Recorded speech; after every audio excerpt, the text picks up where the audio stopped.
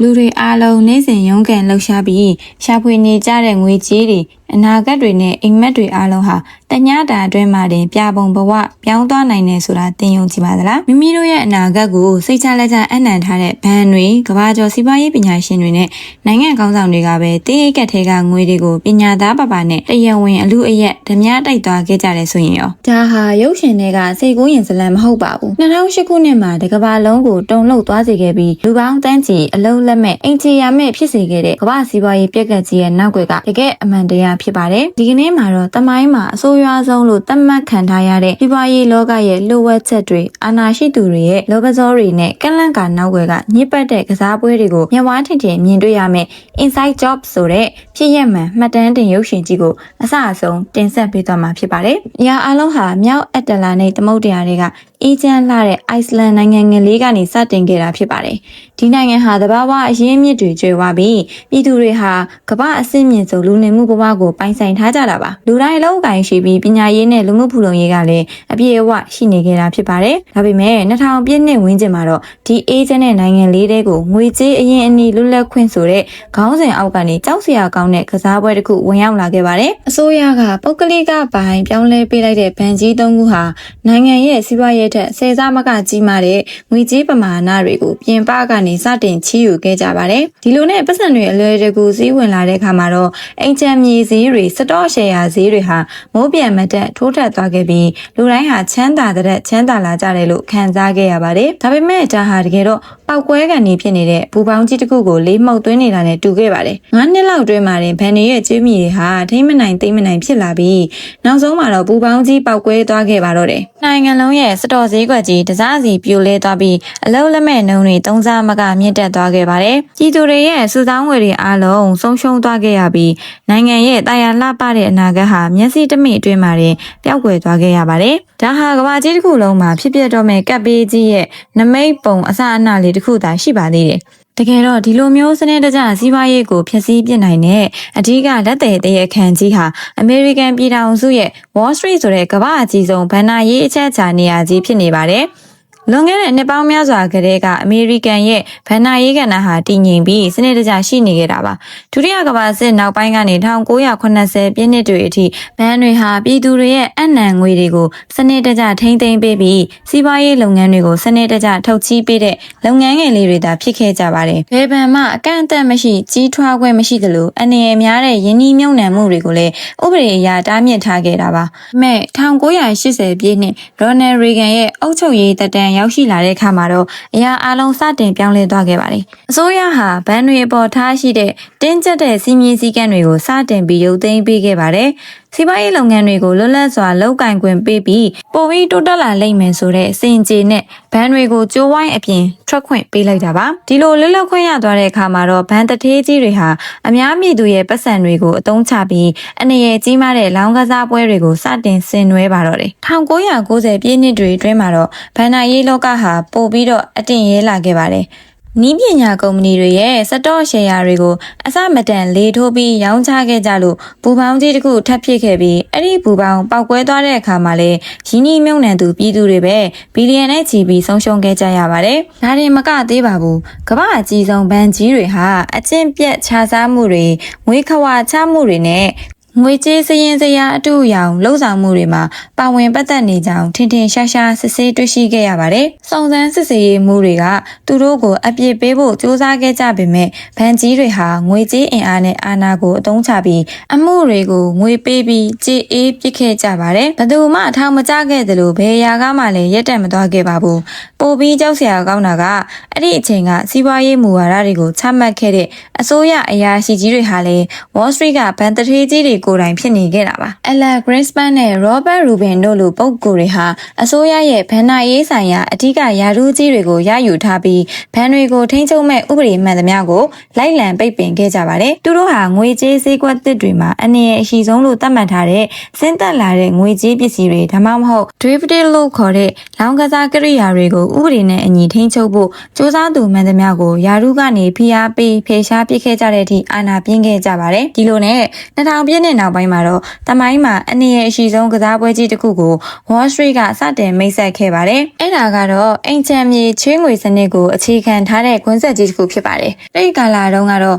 တာမန်လူတယောက်ကအိမ်ဝယ်ဖို့ဘဏ်မှာငွေချီးရင်ဘဏ်ကအဲ့ဒီလူရဲ့လစဉ်ဝင်ငွေနဲ့ကျွေးဆက်နိုင်စွမ်းကိုတေချာစီစစ်ပြီးမှချေးပေးလိမ့်ရှိပါတယ်။ဘာလို့လဲဆိုတော့ချီးသွားတဲ့သူကကျွေးမဆက်နိုင်ရင်ဘဏ်ကပဲဓာတ်ရိုက်ဆုံးရှုံးနေတာမှာဖြစ်လို့ပါ။ဒါပေမဲ့စနစ်သစ်မှာတော့အိမ်ချီးငွေထုတ်ပေးတဲ့ကုမ္ပဏီတွေဟာချီးငွေစာချုပ်တွေကိုသူတို့လက်ထဲမှာအကြာကြီးမထားတော့ပါဘူး။အဲ့ဒီချီးငွေစာချုပ်တွေကို Wall Street ကယင်းနှိမ့်မြုပ်နှံမှုဘဏ်ကြီးတွေစီပြန်လည်ရောင်းချပစ်လိုက်ကြပါတယ်။ရင်းနှီးမြှုပ်နှံမှုဘဏ်ကြီးတွေဖြစ်တဲ့ Lehman Brothers, Merrill Lynch နဲ့ Bear Stearns တို့ဟာအဲ့ဒီအိမ်ချေးငွေစာချုပ်ထောင်ပေါင်းများစွာကိုစုပေါင်းပြီးတစ်ခုတည်းသောရင်းနှီးမြှုပ်နှံမှုအဖြစ်ပေါင်းစည်းလိုက်ကြပါတယ်။အဲ့ဒီပစ္စည်းကိုတော့ CDO လို့ခေါ်ဝေါ်ခဲ့ကြပါတယ်။ဒီ CDO ကြီးကိုဘဏ်တွေကကမ္ဘာတဝန်းကရင်းနှီးမြှုပ်နှံသူတွေဖြစ်တဲ့ပင်စင်ရန်ပုံငွေအဖွဲ့တွေအာမခံကုမ္ပဏီကြီးတွေနဲ့ပြည်သူတွေစီပြန်လည်ရောင်းချပြီးအမြတ်ထုတ်ကြပါတယ်။အထူးပြဿနာကတော့အဲ့ဒီ CDO တွေထဲမှာပါဝင်တဲ့အိမ်ချီးငွေတွေဟာတကယ်တမ်းကျွေးဆက်နိုင်စွမ်းမရှိတဲ့စင်းရဲသားတွေအလောက်အကင်မတည်ငြိမ်တဲ့သူတွေစီကချီးငွေတွေဖြစ်နေတာပါဒါပေမဲ့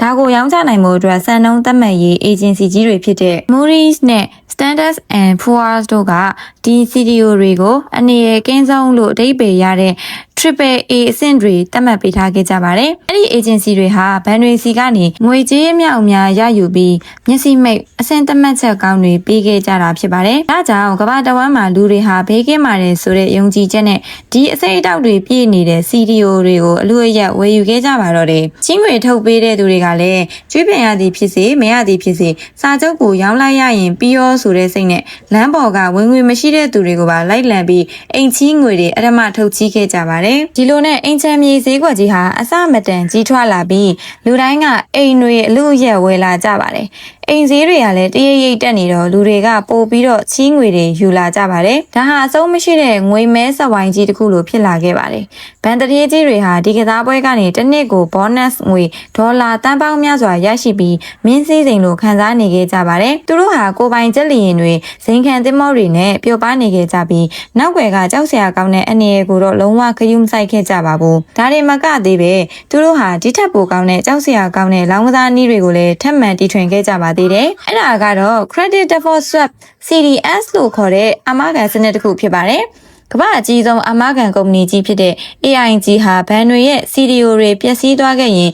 ရော်ကြီးပေးပါမယ်ဆိုတဲ့အာမခံမျိုးတွေကိုစတင်ရောင်းချခဲ့ပါတယ်။ဒါပေမဲ့အစမ်းပြားဆုံးကတော့အဲ့ဒီ CDO တွေကိုကိုယ်တိုင်မပိုင်ဆိုင်ထားတဲ့ပြင်ပကလူတွေကပါဒီ CDO တွေပျက်စီးသွားမလားဆိုတာအပေါ်လောင်းကြီးထပ်ပြီးအာမခံဝယ်ယူခွင့်ရှိနေခဲ့တာပါ။စိတ်ကူးကြည့်ကြည့်ပါ။တင့်အိမ်မီးလောင်ရင်ရော်ကြီးရမယ့်အာမခံမျိုးမဟုတ်ပဲလမ်းထဲကတခြားလူတယောက်ရဲ့အိမ်မီးလောင်ရင်တင့်ကိုငွေရော်ရမယ့်အာမခံမျိုးကိုလူပေါင်းအမြောက်အများကိုရောင်းချပေးလိုက်သလိုပါပဲဒီလိုအဲ့ဒီအိမ်သားတကယ်မီးလောင်သွားခဲ့ရင်အာမခံကုမ္ပဏီကြီးတစ်ခုလုံးဒေဝါလီခံရမှာအသေးချပါပဲအဲ့ဒီအချိန်က Wall Street ကထိပ်သီးရင်းနှီးမြှုပ်နှံမှုဘဏ်တစ်ခုဖြစ်တဲ့ Goldman Sachs ဟာသူတို့ကိုယ်တိုင်ပြည်သူတွေကိုလိမ်လည်ရောင်းချထားတဲ့ CDO တွေဟာမကြခင်ပျက်စီးတော့မယ်ဆိုတာကိုကြိုတင်သိရှိနေခဲ့ပါတယ်။ဒါကြောင့်သူတို့ဟာပြည်သူတွေကိုတော့ဒါတွေကအလွန်ကောင်းမွန်တဲ့ရင်းနှီးမြှုပ်နှံမှုတွေပါလို့အယုံသွင်းပြီးရောင်းချခဲ့ပေမဲ့နောက်ကွယ်မှာတော့ AIG ကုမ္ပဏီစီကနေအဲ့ဒီ CDO တွေပျက်စီးသွားခဲ့ရင်သူတို့စီငွေအမြောက်အများရောကြေးရမယ့်အာမခံတွေကိုဘီလီယံနဲ့ချီပြီးလှုပ်ဝက်ဝယ်ယူခဲ့ကြပါတယ်။ဆိုလိုတာကတော့သူတို့ဟာကိုယ်တိုင်ရောင်းထားတဲ့ပစ္စည်းတွေပျက်စီးပြီးဝယ်ယူသူတွေဘဝပြတ်သွားမဲ့အရေးကိုလောင်းကြီးထပ်ပြီးစောင့်မျှော်နေခဲ့ကြတာဖြစ်ပါတယ်။နောက်ဆုံးမှာတော့အားလုံးမျှော်လင့်ထားကြတဲ့အတိုင်းကြောက်စရာကောင်းတဲ့နေ့ရက်ကြီးရောက်ရှိလာခဲ့ပါတယ်။2000ခုနှစ်ဝန်းကျင်မှာတော့အိမ်ချီးငွေယူထားတဲ့တာမန်ပြည်သူထောင်ပေါင်းများစွာဟာလစဉ်ကျွေးမိတွေကိုမဆက်နိုင်တော့ဘဲအိမ်တွေကိုဆွတ်လွတ်ခဲ့ကြရပါတယ်။အိမ်ချီးငွေစာချုပ်တွေဟာတန်ဖိုးမရှိတဲ့စက္ကူစုပ်တွေဖြစ်သွားခဲ့ပြီးအဲ့ဒါတွေကိုအခြေခံထားတဲ့ CDO တွေအားလုံးဟာလည်းတပြိုင်နက်တည်းပြိုလဲသွားခဲ့ပါတော့တယ်။ဒီ CDO တွေကိုအာမခံပေးထားတဲ့ AIG ကုမ္ပဏီကြီးဟာလည်းတရက်ထဲမှာတင်ဒေါ်လာဘီလီယံပေါင်းများစွာရော်ကြေးပေးရမယ့်အခြေအနေနဲ့ရင်ဆိုင်လိုက်ရပြီးဒေဝါလီခံရမယ့်အခြေအနေကိုဆိုက်ရောက်သွားခဲ့ရပါတယ်။ကမ္ဘာဘဏ္ဍာရေးဈေးကွက်တစ်ခုလုံးအေးခဲသွားခဲ့ပြီးဘဏ်တစ်ခုနဲ့တစ်ခုကြားယုံကြည်မှုတွေလုံးဝပျောက်ဆုံးသွားခဲ့ရပါတယ်။ ဘယ်ဘန်ကဘယ်အချိန်မှပြိုလဲမလဲဆိုတာဘယ်သူမှမသိနိုင်တော့တဲ့အတွက်ငွေထုတ်ချီးပေးမှုတွေအလုံးရပ်တန့်သွားခဲ့ပါတယ်2008ခုနှစ်စက်တင်ဘာလ15ရက်နေ့မှာတော့ကမ္ဘာသမိုင်းဝင်ရင်းနှီးမြှုပ်နှံမှုဘဏ်ကြီးတစ်ခုဖြစ်တဲ့ Lehman Brothers ဟာတရားဝင်ဒေဝါလီခံကြောင်းကြေညာလိုက်ရပါတော့တယ်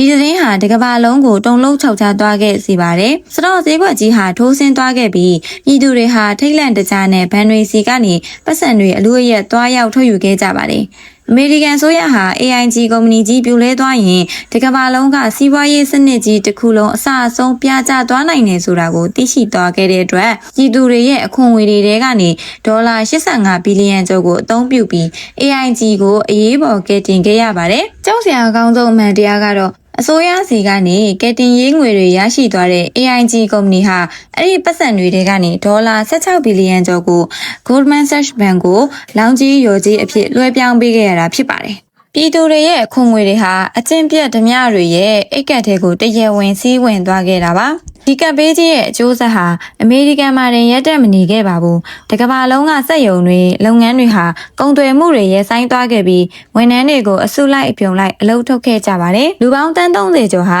အလုပ်လက်မဲ့ဖြစ်သွားခဲ့ရပြီးတန်းနဲ့ချီတဲ့ပြည်သူတွေဟာမိမိတို့ရဲ့နေအိမ်တွေကိုတင်စီခံလိုက်ရလို့လမ်းဘေးရောက်ခဲ့ကြရပါတယ်။အာရှဥရောပအာဖရိကအစရှိတဲ့ကမ္ဘာနေရာအသီးသီးကဆင်းရဲသားနိုင်ငံတွေဟာလည်းဒီစီးပွားရေးရိုက်ခတ်မှုတံကိုပြင်းပြင်းထန်ထန်ခံစားခဲ့ကြရပြီးလူဦးရေတန်းပေါင်းများစွာဟာပုံမိုဆင်းရဲမွဲတေတဲ့ဘဝတွေကိုကြားရောက်သွားခဲ့ရပါတော့တယ်။ဒီဇလန်ရဲ့ဆက်ဆုပ်ယွန်ရှာဖွေအကောင်းဆုံးပိုင်းကတော့ဘသူကမှပြစ်ဒဏ်မခံရခြင်းဖြစ်ပါတယ်။ကမ္ဘာကြီးကိုဖျက်ဆီးပစ်ခဲ့တဲ့ Wall Street ကထိပ်သီးအမှုဆောင်အရာရှိကြီးတွေဟာယာရုကနေနှုတ်ထွက်သွားခဲ့ကြပေမဲ့သူတို့ဟာကုမ္ပဏီတွေစီကနေဒေါ်လာတန်းပေါင်းရာနဲ့ချီတဲ့နစ်နာကြေးတွေကိုရယူပြီးတက်တောင့်တက်တာနဲ့ဆက်လက်ချမ်းသာနေခဲ့ကြပါတယ်။ဘယ်ဘန်တတိတယောက်ကမှထောင်ဒဏ်မကျခဲ့တယ်လို့အရေးယူခြင်းလည်းမခံခဲ့ရပါဘူး။ပိုပြီးဆိုတာကတော့အမေရိကန်သမ္မတသစ်ဖြစ်လာတဲ့ဘာရက်အိုဘားမားဟာစီးပွားရေးကိုပြန်လည်ကုစားဖို့အတွက်ခန့်အပ်လိုက်တဲ့အကြံပေးအဖွဲ့ဝင်တွေဟာလည်းဂျီကပ်ဘေးကြီးကိုဖန်တီးခဲ့တဲ့ Wall Street ကလူဟောင်းကြီးတွေပဲဖြစ်နေခဲ့တာပါ။စနစ်ကြီးတစ်ခုလုံးဟာအာဏာရှိသူတွေနဲ့ငွေရှင်ကြေးရှင်တွေအတွက်ပဲကာကွယ်ပေးထားတာဖြစ်ပြီး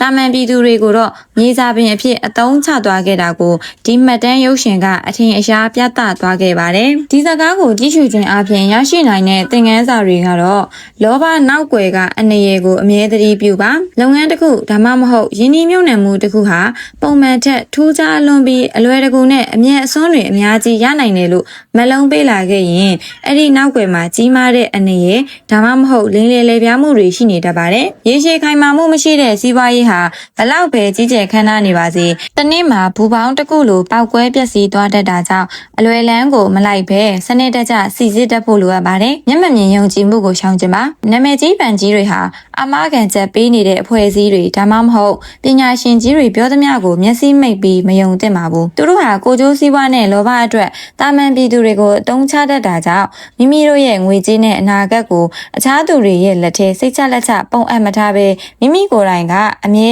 လေးလာဆန်းစစ်ပြီးတတိရှိနေဖို့လိုအပ်ပါတယ်။စနစ်တစ်ခုရဲ့တရားမျှတမှုကိုတန်တရားရှိပါ။လောကမှာရှိနေတဲ့ဥပဒေတွေနဲ့စနစ်တချို့ဟာတာမန်ပြည်သူတွေထက်အာဏာရှိသူတွေနဲ့ငွေရှင်ကြေးရှင်တွေကိုပုံမကာကွယ်ပေးဖို့ဖန်တီးထားတတ်တာကိုနားလည်ထားရပါမယ်။ဒါကြောင့်မိမိတို့ဟာစနစ်ရဲ့သားကောင်မဖြစ်စေဖို့အတွက်လူမှုစီးပွားရေးအပြောင်းအလဲတွေကိုမျက်ခြေမပြတ်စောင့်ကြည့်ပြီးမိမိကိုယ်ကိုကာကွယ်နိုင်မဲ့ဗဟုသုတတွေနဲ့စွမ်းရည်တွေကိုအမြဲတမ်းမြင့်တင်ထားရမှာဖြစ်ပါတယ်။အခုလိုစိတ်ဝင်စားဖို့ကောင်းတဲ့ movie recap တွေကိုဆက်လက်ကြည့်ရှုဖို့ကျွန်တော်တို့ရဲ့ channel ကို subscribe လုပ်ထားပြီးဒီဗီဒီယိုလေးကို like and share လုပ်ပေးဖို့မမေ့ပါနဲ့哦။